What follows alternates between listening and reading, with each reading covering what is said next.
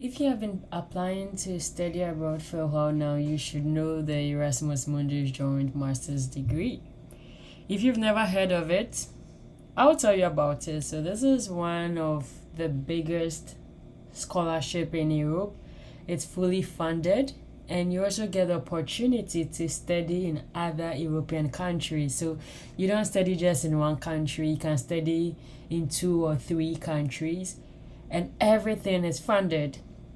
I've made a comprehensive video on this, but the good news is this scholarship is open and I would advise you to apply for it. It's going to be a short video, so stay till the end, because at the end of it, I'm going to share with you one of the mistakes I made when I was studying abroad.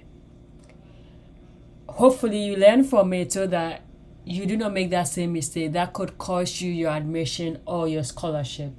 So what does this scholarship entail? As I already said, it's a fully funded scholarship, and it's for all those people who want to study masters. And there are so many programs that you can apply for. There are actually over 214 programs that you can apply for. This scholarship will cover your flight or travel expenses, and when you're also moving from one country to the other to study, it will cover it. It will cover your visa, your living allowance, and your tuition will be taken care of. So how do you know the programs that this scholarship entails? We are going to click on the course catalog, and before I talk about this, I've already made a playlist on how to apply for this scholarship and win it from the beginning to the end. You go to my channel and you go to playlist, and what you are looking for is the Erasmus Mundus scholarship. All the resources you need to submit a comprehensive and competitive program or document to win the scholarship is there.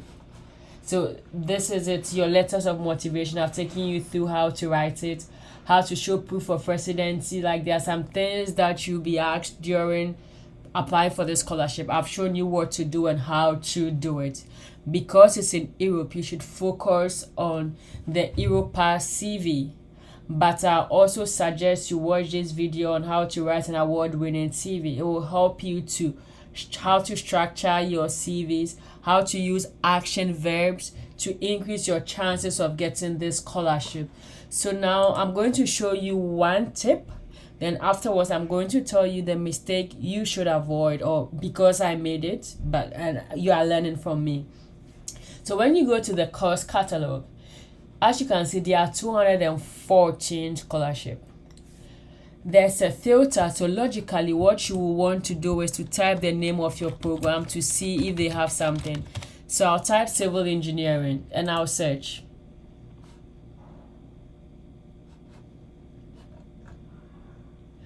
I'm lucky that there are things that pop up for civil engineering, but sometimes when you search for the program you applied for, you might not find what you are looking for, or maybe you just see 9, but there might be more than that for that program. So sometimes you need to take your time and go through them to see if there's something for you. It might be a lot of work, but this scholarship is worth it. When we talk about fully funded scholarship, this is an example of a fully funded scholarship. So maybe I'll type civil engineering, I had 9. Maybe I'll also type structures and see, because structures is part of civil engineering, and see what will happen. So you have to play along. You have to play around with your keywords. You see, when I type structures, I had 4. European Master in Advanced Structure Analysis and Design using composite materials. I don't know if it came for the civil engineering, but I'm assuming it didn't come. So let me see. I'm also going to type transport. And I'll search. So you need to have some keywords that you play around with to see if you can get something good for yourself. For transport, I just had 1. I'll also type water. And I'll search.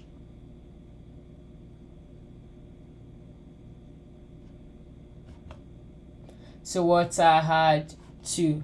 It might be related to your program, it might not be related to your program, but you need to play around with it and check. So I'm going to clear the filter and I'm going to show you what to do. I've already done all these things in the video, but just a good recap. So okay, so I've already opened this link. So you open whichever one you want to apply, you click on that. I think is this. So it'll bring you the information you need about the program and the universities that you'll be studying, and every results for these projects are not yet available. Don't worry about these things, it's not your business. And what you need to do is, this is the coordinator for the program. For whatever program you choose, you just copy it and you put on Google, you type it up and you just put apply. Google brings some websites for you to search on how to apply and do those things. I'll click on this, and the information about the program is here. Apply, practical, frequently asked questions in mid-September, 1 or 2 months. I want to see, but yeah, this is how it works, and this is what you need to do. So you see, I told about the CV, the Europa CV is recommended, 2 letters of recommendation. Yeah, so it's all there. So one of the mistakes I made when I was applying was I didn't cross-check my documents. And most of you do that because maybe when you're writing your CV, you might have draft 1, draft 2, draft 3. Your SOP, you have so many drafts, and when you're applying, you forget, and you might take the wrong one. Some schools will reach out to you to be like, okay, I didn't get this document, can you send it to me? Others will not, and if you have paid application fee, you lose that money. So when you attach your document, always cross-check that you attach the right one.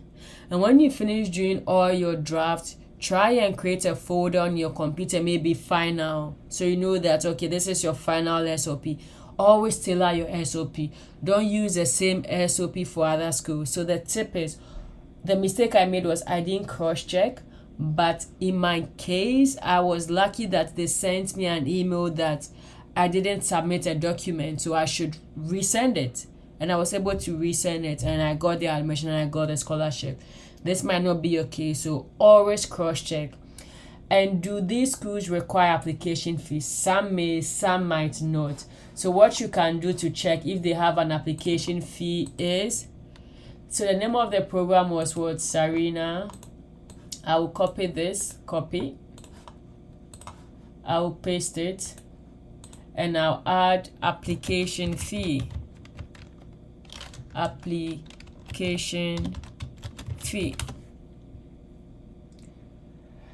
So as you can see, nothing comes up for application fee, so it's very likely that there is no application.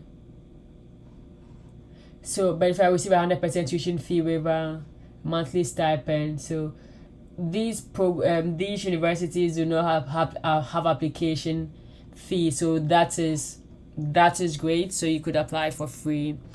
So if you've made any mistake during your applications, let me know in the comment section, because other people might learn from that. And if you have any questions, as usual, leave it in the comment section. I'll try my best to answer. If you haven't yet subscribed, kindly do so and hit the bell button to get notified. I'm waiting for you and to hear from me again.